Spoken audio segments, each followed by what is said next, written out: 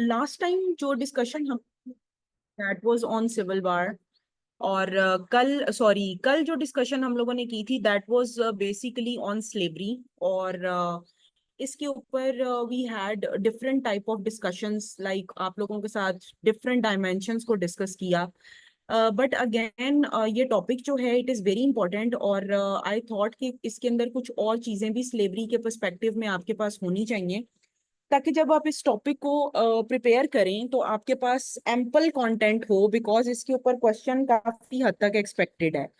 तो इसके ऊपर जो चीजें आप लोगों के पास होनी चाहिए वो ज्यादा हों और इतनी ऑथेंटिक हों कि आप लोग जब उनको इलेबोरेट करो तो एग्जामिनर को एक अपीलिंग जो है वाइब वो आए। सो आज हम लोग जो है सिविल वार को डिस्कस करेंगे 1863 टू 1865, जिसका जिक्र कल हुआ था। लेकिन इसके साथ साथ हम लोग एक स्लेवरी के टॉपिक को भी साथ साथ चलाएंगे, because civil war is all about the eradication of slavery. So this is the very reason that we will be taking these both topics simultaneously. So आज जो सिविल वार का टॉपिक डिस्कस होगा उसके साथ स्लेवरी भी चलेगा, और जो कल आप लोगों को पढ़ाया था वो भी बीच में ऐड होगा। ठीक है, ताकि आप लोग जो है उसको ज्यादा अच्छे से जो है अंडरस्टैंड कर सकें। अच्छा जी, स्लेवरी की अगर हम बात करें तो concept of slavery is as old as humans. जब आपने इसका टॉपिक स्टार्ट करना है, if you get this question in your exam, तो आप लोग यूं स्टार्ट लेंगे इसका। Concept of slavery is as old as humans. Modern world abandoned it, and in 1946 United Nations organization abolished it as well. In United States of America, slavery gained traction when European settlers came. There was vast land but no labor. ठीक है, please wait a moment, अजान हो रही है, थोड़ा सा wait कीजिएगा please. In slavery in united slavery gain traction when European settlers came. और इसके बारे में डिस्कशन हम लोगों ने कल भी की थी कि जिस टाइम पर कॉलोनाइजेशन स्टार्ट हुई, जिस टाइम पर चीजें जो है वो बड़ी डिफरेंट वे में चल रही थी, यूरोप के अंदर बहुत ज्यादा एक टर्मोइल आया हुआ था, उस सारी सिचुएशन में बेसिकली स्लेवरी जो है वो ग्रो कर रही थी अमेरिका के अंदर। There was vast land over there but no labour. ये अमेरिका की बात हो रही है। 3 attempts were made. So slavery को अमेरिका के अंदर इंट्रोड्यूस करवाने के लिए 3 अटेम्प्ट्स जो हैं वो की गई, जिसके अंदर सबसे पहली जो अटेम्प्ट है that is indentured slavery. Indentured slavery इसको कहते हैं कि जो जिस तरह से साउथ पंजाब वाली साइड पर अगर आप चले जाएं तो लोग चंद अनाज की कुछ थोड़े बहुत अनाज की खातिर या थोड़े बहुत अखराजात जो है अपने पूरे करने की खातिर अपने बच्चों को जो है वो डिफरेंट डिफरेंट जगहों पर छोड़ देते हैं, ताकि वो लेबर जो है वो कर सकें। सो this is basically indentured labour या इंडेंचर्ड स्लेवरी, जिसके अंदर आप जबरदस्ती किसी जगह पर आपको रहना पड़ता है। ठीक है, और इसके अलावा अगर आप इसकी एग्जांपल ऐसे लें तो ये ऐसे ही है जैसे कुछ पैसों के इवज जो है आप किसी को किसी जगह छोड़ दें। So indentured slavery was the very first attempt that was made to introduce slavery in America. But जो स्लेव्स इस तरह से इंडेंचर्ड स्लेवरी के अंदर आते थे वो भाग जाते थे। ठीक है, एलॉप कहते हैं भाग जाना। Then comes Red Indians. उसके बाद सेकेंड अटेम्प्ट जो की गई that was on Red Indians, and they were sons of soil and failed efforts to enslave them. उन्होंने कहा कि इनको तो एनस्लेव ही नहीं किया जा सकता। और वैसे भी आप लोग रेड इंडियंस का एक नोटोरियस एटीट्यूड जो है वो ऑल अक्रॉस द लेक्चर्स जो है वो देखते आए हैं। तो दे were unable to be enslaved. ठीक है, तो इस चीज में भी फेलियर देखने को मिला। हाउ एवर जो थर्ड अटेम्प्ट है इसकी बात करते हैं। 1619 Virginia first slave ship, people of color, they had no idea where to go back to. They came from harsh weather to bear the diseases. ठीक है, malaria in USA, Negroes mostly from Africa. अब इसका मतलब क्या है? इसका मतलब यह है कि जो लोग थे, सबसे पहले जो स्लेव्स लाए गए वो वर्जीनिया में लाए गए 1619 में। और ये बेसिकली पीपल ऑफ कलर थे, यानी कि ब्लैक्स थे, और ये नीग्रोस थे। और ये लोग स्लेवरी सही अमेरिका के अंदर जो टिकी स्लेवरी वो इनकी वजह से टिक गई। वो क्यों हुआ ऐसा? क्योंकि जितने भी दूसरे लोग होते थे they were unable to bear the harsh weather in USA. However if we talk about the Africans और नीग्रो स्लेव्स, तो उनको आदत थी हार्श वेदर बियर करने की because of multiple diseases in Africa. ठीक है, फिर हार्श वेदर ऑफ अफ्रीका, तो वो चीजें उनको सख्त जान बना चुकी थी। तो जब वो अमेरिका के अंदर आए तो मलेरिया की डिजीज भी थी, लेकिन उनके ऊपर कोई चीज अफेक्ट नहीं कर रही थी। लेकिन अगर दूसरे स्लेव्स की बात की जाए तो उनकी डेथ हो जाती थी बिकॉज ऑफ नेग्लिजेंस। इसलिए जो जो स्लेव्स उधर से लाए गए अफ्रीका से, उन्होंने काफी ज्यादा जो है अमेरिका के अंदर कंट्रीब्यूट किया स्लेवरी में। बाय 1810 रफली 4 million slaves were there in America. America के अंदर 4 मिलियन के करीब स्लेव्स जो थे वो थे इन 1810। By that time slave culture had developed in USA. उस टाइम तक अमेरिका के अंदर एक स्लेव कल्चर डेवलप हो गया। और 1807 के अंदर जेफरसन बैंड स्लेव इंपोर्ट। अब अगेन वही बात कि मैंने आप लोगों को कल भी ये पढ़ाया था कि जेफरसन जो है उसने स्लेव इंपोर्ट को बंद कर दिया था। This created havoc because slaves were reduced and available slaves had more pressure to work. ये हम लोगों ने कल डिस्कस किया है। Machinery invented by that time too and it was nightmare for slaves. Again वही चीज एली विटने की जो मैंने कल आप लोगों को बताया था कि एली विटने इन्वेंटेड कॉटन जिन, और उस मशीन का बेसिकली नाम कॉटन जिन है।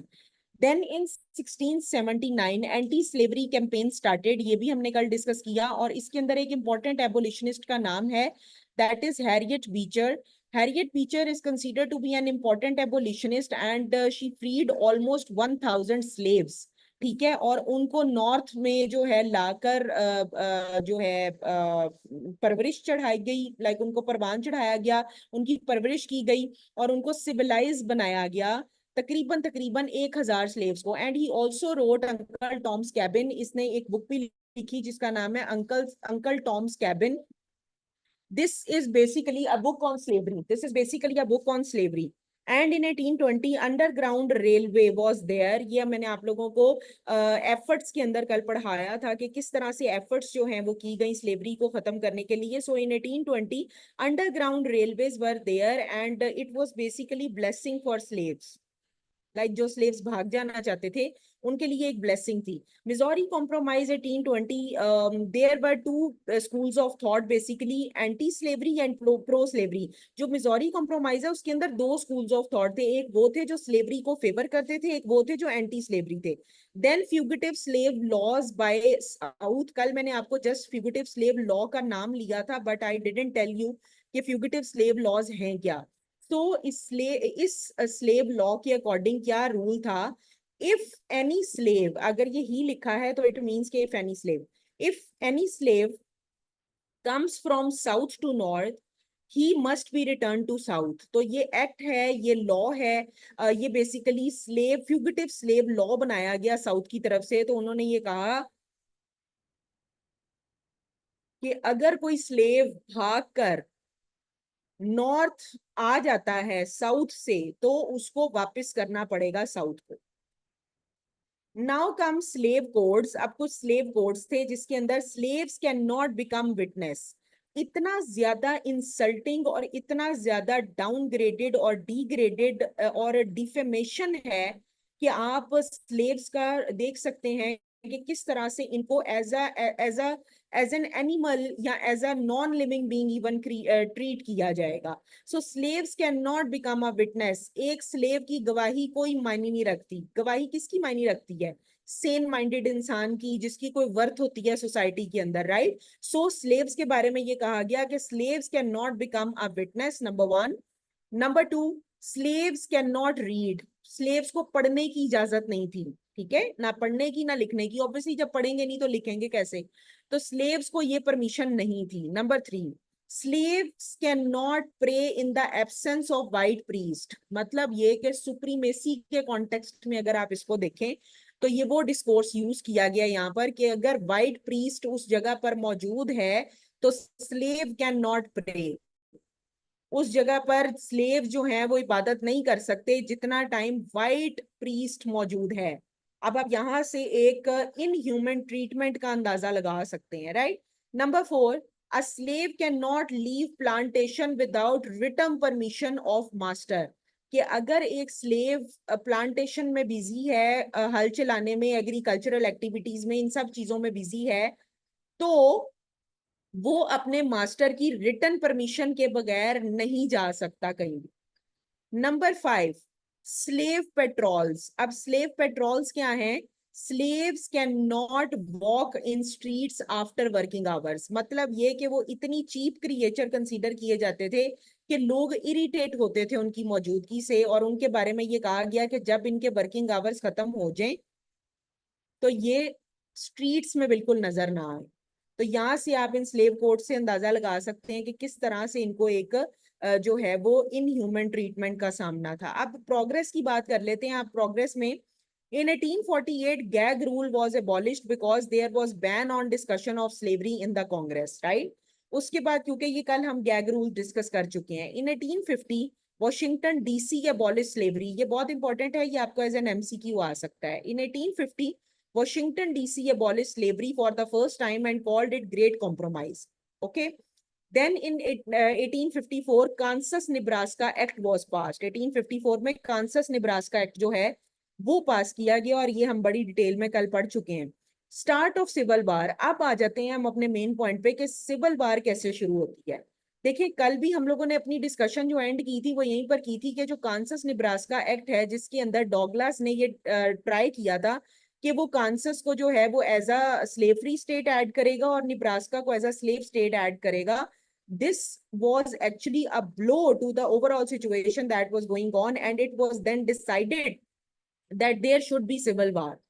Then civil war started in America, or in 1857 Supreme Court of America decided a case against slaves which is called Dred Scott case, and yesterday we talked about it.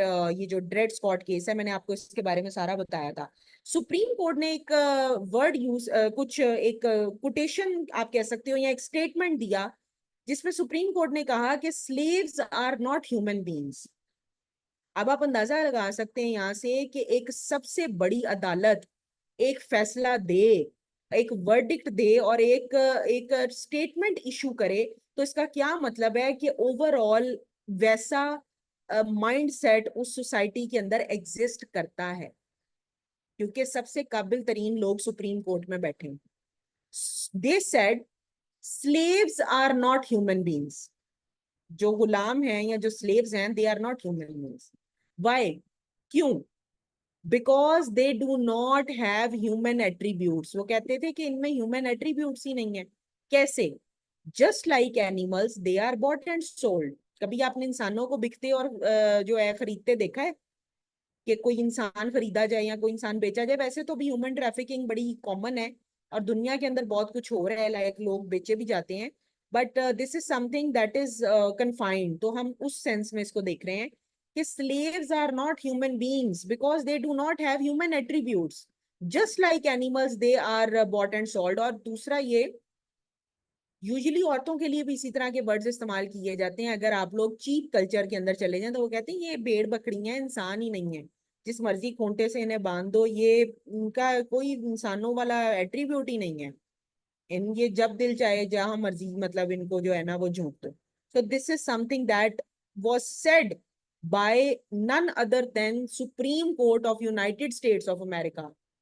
ठीक है जी, यहां से आप लोग जो है इसका अंदाजा लगा सकते।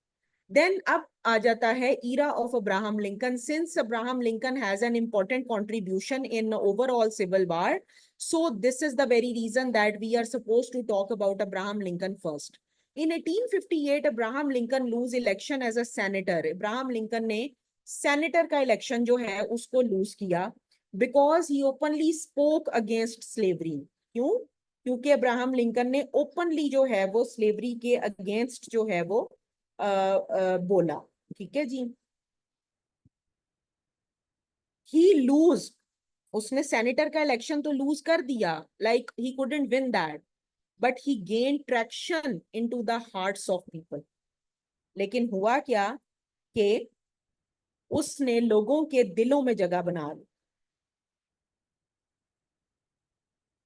एक सेकेंड।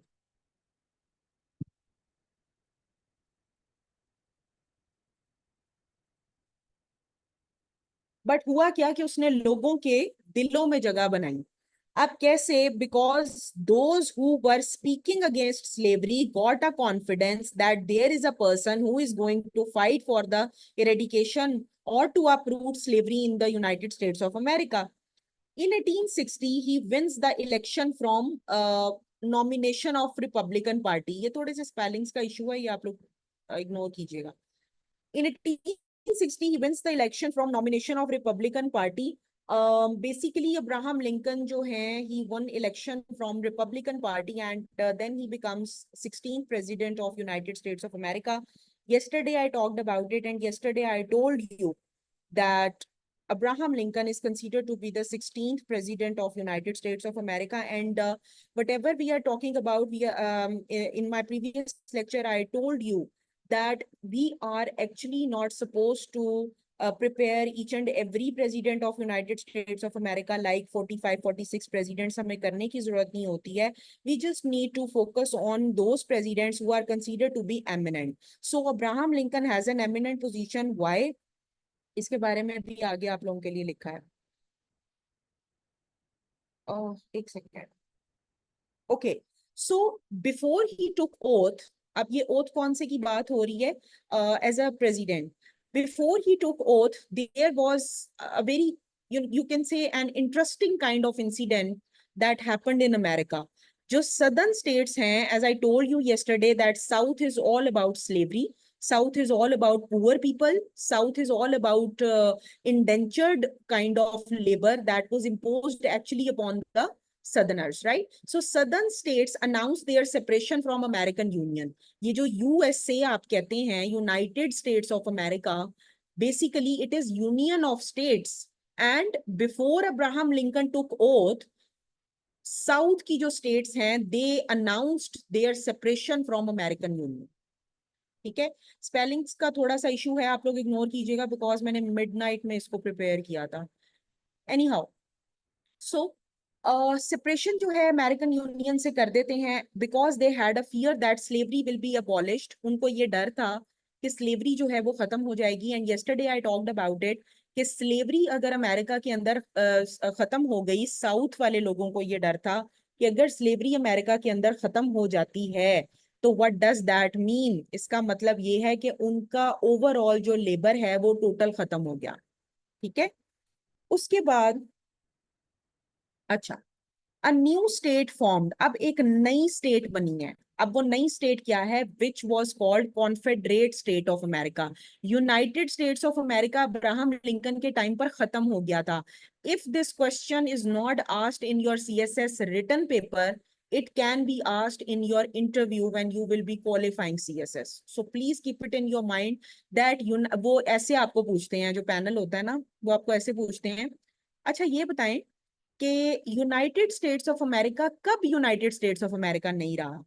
तो आप उस टाइम पर ब्लैंक हो जाएंगे फॉर अ मोमेंट बिकॉज उनकी शक्लें भी बहुत खौफनाक होती हैं. So at that time you will be able to give them answer that, sir, during the time period of Abraham Lincoln, United States of America was actually turned into Confederate States of America because South actually decided to separate itself from America Union. Why? Because they had a fear that once Abraham Lincoln takes oath, slavery will be abolished once and for all from the United States of America. And a new state was formed, which was called Confederate States of America. Its capital was Richmond, Virginia. Iska jo capital hai, that was Richmond, Virginia, and the president was Jefferson Davis. It's not Thomas Jefferson, who was the third president of America. I taught you. It's about Jefferson Davis, right? ये कोई नया इंसान है. When Lincoln took oath, half of America had already gone. I told you before कि जिस time पर Abraham Lincoln ने oath लिया तो आधा अमेरिका जा चुका था. Why आधा America? Because South had boycotted Abraham Lincoln, right? There were basically two armies. अब आपको पता है कि दो चीजें बन गई अमेरिका के अंदर, ठीक है? Confederate army and then separatist army. ठीक है, sorry, Confederate army and Union army. अब कॉन्फेडरेट आर्मी कौन सी है? ये वो है जो सेपरेटिस्ट हैं, जो साउथ के लोग हैं. ठीक है जी. यूनियन आर्मी कौन सी है? अब्राहम लिंकन की आर्मी है, जो कि नॉर्थ भी इसको सपोर्ट कर रहा है और कुछ साउथ की स्टेट्स भी हैं जो इसको सपोर्ट कर रही हैं. ठीक है, because not all southern states were in favour of slavery. ठीक है जी.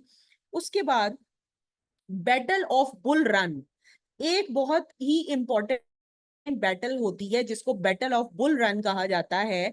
और ये आपकी 1865 की सिविल वार चल रही है. ठीक है, ये जो आप लोग चीजें सारी देख रहे हैं ना, ये जो आपने पीछे भी सारा देखा है, ये सारा अगर आपको क्वेश्चन 1865 की सिविल वार पर आता है तो आप ये सारी चीजें इसके अंदर लिखेंगे, बिकॉज ये जंग चल रही है इस टाइम पर। अच्छा जी, उसके बाद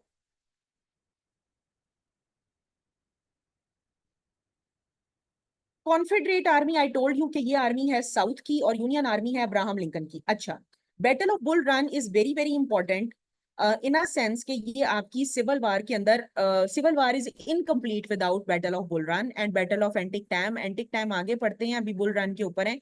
लिंकन लूज, लिंकन ने ये जंग हार दी, कौन सी? Battle of Bull Run. And general Robert defeated general Winfield Scott. General Robert जो थे, he was basically from Confederate army, ठीक है।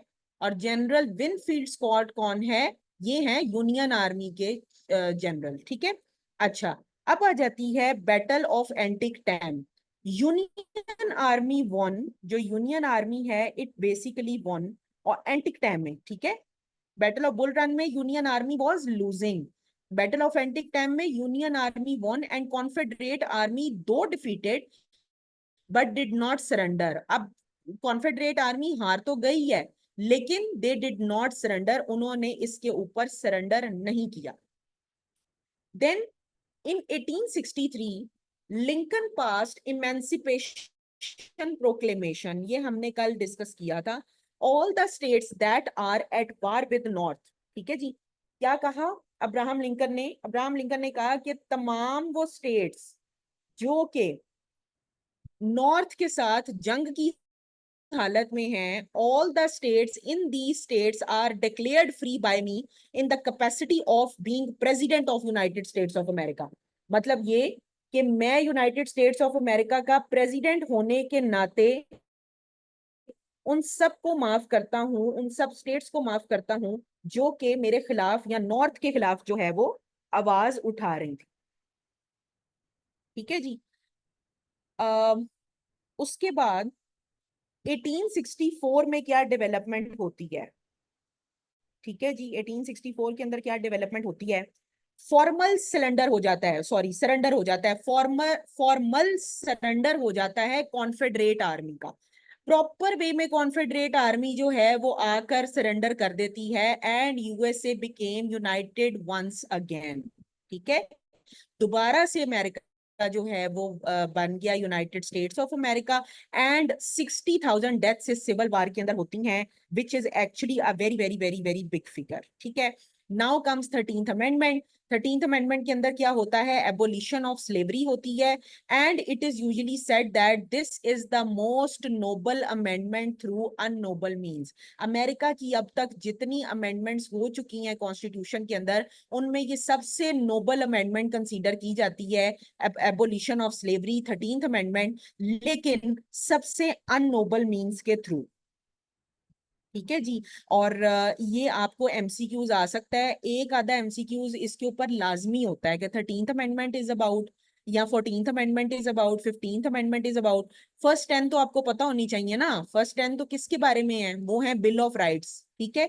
तो वो आपको पता होने चाहिए, फर्स्ट 10 अमेंडमेंट्स वो हैं। 1865 के अंदर Lincoln passed a statement that slavery and servitude in America is illegal except on matters of punishment, ये भी कल हमने डिस्कस किया। Now let's talk about murder of Abraham Lincoln. Abraham Lincoln was the president who was murdered, ठीक है। Abraham Lincoln को murder किया गया बाय जॉन विल्की बूथ, ठीक है। जॉन विल्की बूथ ने जो है, he was basically an actor and he killed, you can say, Abraham Lincoln. And Wilkie was basically, उसने क्यों मारा? बीइंग एन एक्टर उसका तो कोई कंट्रीब्यूशन नहीं बनना चाहिए, but why? Wilkie was supporter of Confederate army, Wilkie जो है he was supporter of Confederate army and his plan was just abduction of Abraham Lincoln. उसका जो प्लान था that was just to kidnap Abraham Lincoln, not to kill him, but he was caught by the soldiers, sorry he was caught in a way कि उसको एकदम murder करना पड़ा, ठीक है। और उसका इंटेंशन क्या था, he just wanted all the soldiers of Confederate army to be freed by Abraham Lincoln, कि मैं इसको अगवा कर लूंगा और फिर मैं उसका रीजन जो है छोड़ने का रीजन, छोड़ने की शर्त ये रखूंगा कि जितने भी आपने कॉन्फेडरेट आर्मी के लोगों को पकड़ा हुआ है उनको आप छोड़ दें। ठीक है। सो अल्टीमेटली सिचुएशन या सिनेरियो ऐसा क्रिएट हो गया कि he had to kill Abraham Lincoln. उसके बाद in December 1865 the required number of states ratified the 13th amendment. आप लोगों को पता है कि अमेंडमेंट का सारा मैं आप लोगों को प्रोसीजर समझा चुकी हूँ कि अमेंडमेंट होने के लिए या अमेंडमेंट करवाने के लिए अमेरिका के अंदर आपको किस प्रोसेस से गुजरना पड़ता है। तो वो सारा प्रोसेस जब कंप्लीट हो गया तो उस टाइम पर America got free from slavery. After Lincoln, Andrew Johnson becomes the president. Who is the 17th president of America? Andrew Johnson. अब एंड्रयू जॉनसन को हम लोग नहीं पढ़ेंगे, वाई? बिकॉज एंड्रयू जॉनसन के सिर्फ दो मेजर कंट्रीब्यूशन हैं अमेरिकन हिस्ट्री के अंदर, जिसमें सबसे पहला आ जाता है 14th अमेंडमेंट और दूसरा आ जाता है 15th अमेंडमेंट। ठीक है। अब मैं आपको 14th अमेंडमेंट का बता दूं कि 14th amendment is about equal citizenship and due rights, and 15th amendment is about right to vote for the people of colour. मतलब जो ब्लैक्स थे उनको वोटिंग राइट जो है वो दे दिया गया। यहाँ पर आप लोगों ने एक बात याद रखनी है कि जो 15th अमेंडमेंट है इसमें सिर्फ मेल को वोटिंग राइट मिला है, मतलब ब्लैक मेल को सिर्फ मिला है, फीमेल को नहीं मिला। फीमेल को 19th अमेंडमेंट के थ्रू मिलेगा। और जो लोग जेंडर स्टडी का कोर्स लेंगे उसके अंदर बड़ी डिटेल में आप लोग ये भी पढ़ेंगे। मैं जब कॉम्बिनेशन स्टूडेंट्स का बनवाती हूँ वो मुझे कहते हैं कि हमें क्या सब्जेक्ट्स रखने चाहिए, तो US history, international relations, gender studies, ये मैं तीनों को एक कॉम्बिनेशन में क्यों रखती हूँ, क्योंकि जेंडर स्टडीज के अंदर भी यूएस हिस्ट्री आपकी बहुत ज्यादा ऐड होती है।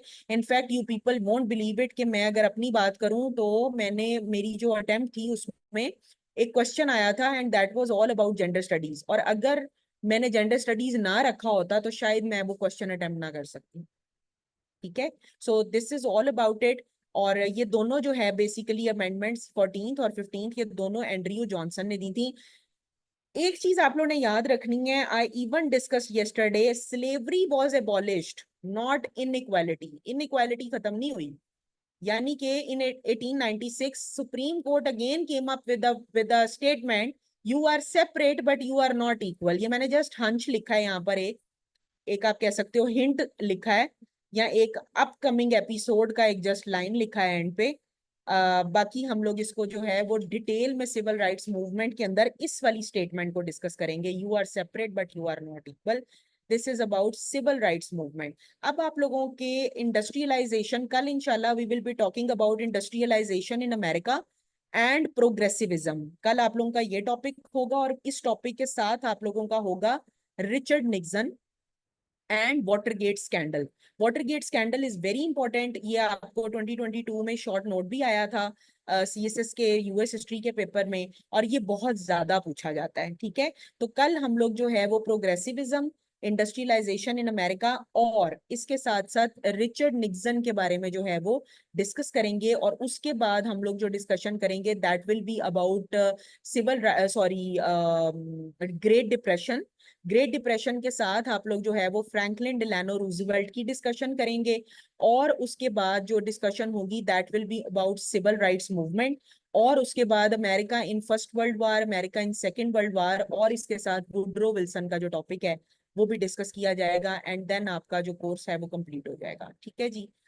um, कल लास्ट में major factors responsible for sectional divide रहता था।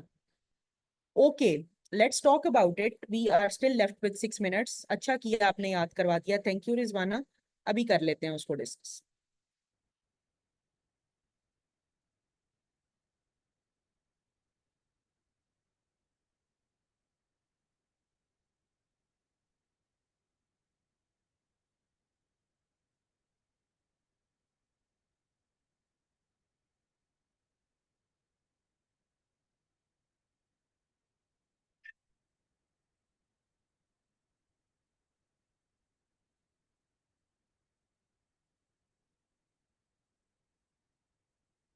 Major factors responsible for sectional divide, ठीक है जी। इसमें आपके हैं political, economic, social, abolitionist activity, slavery and election of 1860।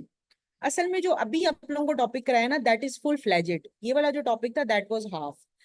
North advocated for central leadership with less power, ये आप लोग फेडरलिस्ट एंटी फेडरलिस्ट में पढ़ चुके हैं. Also advocated for powerful executive and south favoured strong states, had a fear that executive will harm small states. Clear? ये political difference है between north and south. Clear? उसके बाद आपका आ जाता है economic factor. All the fiscal policy was drafted bye north. Economic factor के अंदर किस तरह पॉइंट ऑफ डिफरेंस आता है दोनों में, कि जितनी भी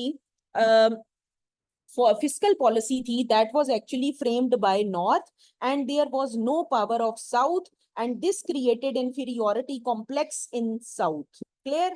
उसके बाद आपका आ जाता है सोशल लेवल पर क्या पॉइंट ऑफ डिफरेंस है. नॉर्थ वाज एजुकेटेड, आपको पता है मैंने पहले बताया है, एलीट क्लास थी, एजुकेटेड क्लास थी.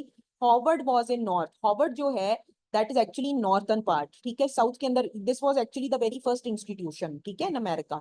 तो उसलिए उन्होंने कहा कि Harvard was in north and infrastructure railroads were in north. जितना भी डेवलप्ड स्ट्रक्चर था, इंफ्रास्ट्रक्चर हर चीज, ये ऐसे ही है जैसे आप सेंट्रल पंजाब और साउथ पंजाब का डिफरेंस देख लें, कि वहां पर कोई भी डेवलपमेंट उस तरह से नहीं हुई भी है. वैसे तो खैर अब काफी हद तक हो गई है, लेकिन अगेन वही चीज है कि हमारा जो सेंट्रल पंजाब है दैट इज एक्चुअली डोमिनेंट. उसके बाद साउथ वाज अनएजुकेटेड. साउथ जो है वो अनएजुकेटेड था. It was backward and had no infrastructure. ये पॉइंट ऑफ डिफरेंस इनका यहाँ पर आ जाता है. अगेन एक्टिविटीज ऑफ एबोलिशनिस्ट में वही चीज, Mississippi Colonization Society, Liberator magazine, Wilmot Proviso 1846, ये मैंने आप लोगों को कल डिटेल में पीछे हम लोग पढ़ चुके हैं. ये आप लोग इसके अंदर भी ऐड कर सकते हैं.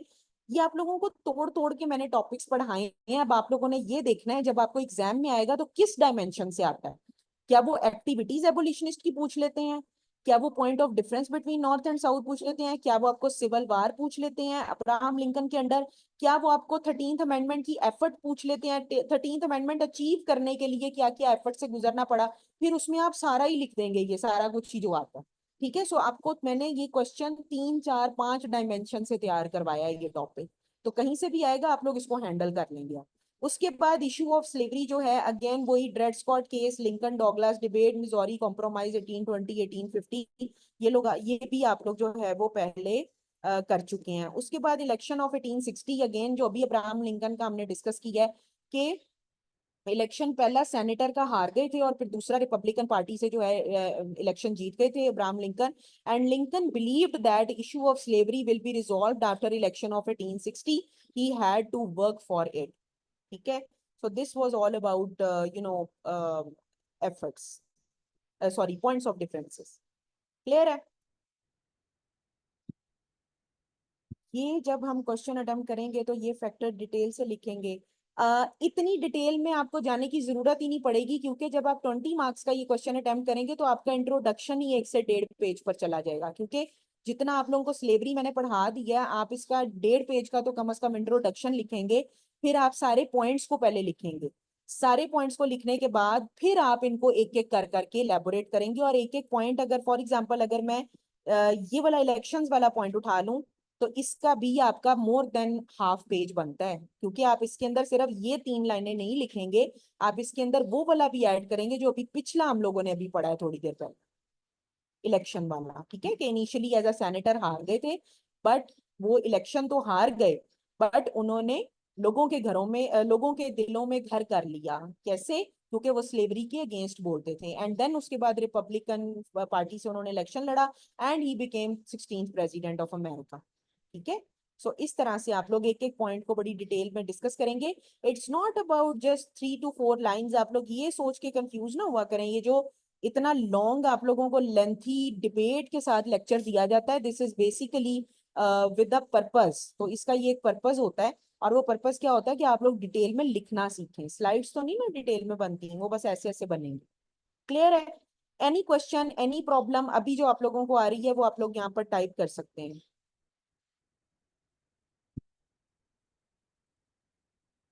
और अगर क्लियर है तो भी बता दें ताकि मैं फिर इसको लीव कर दूं.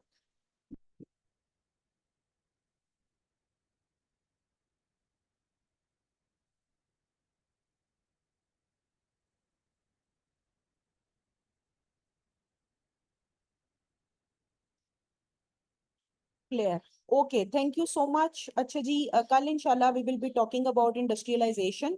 and progressivism. Along with that, we will be talking about Richard Nixon and Watergate scandal. Take very good care of yourself. I will see you people tomorrow at exact 5 p.m. Allah Hafiz.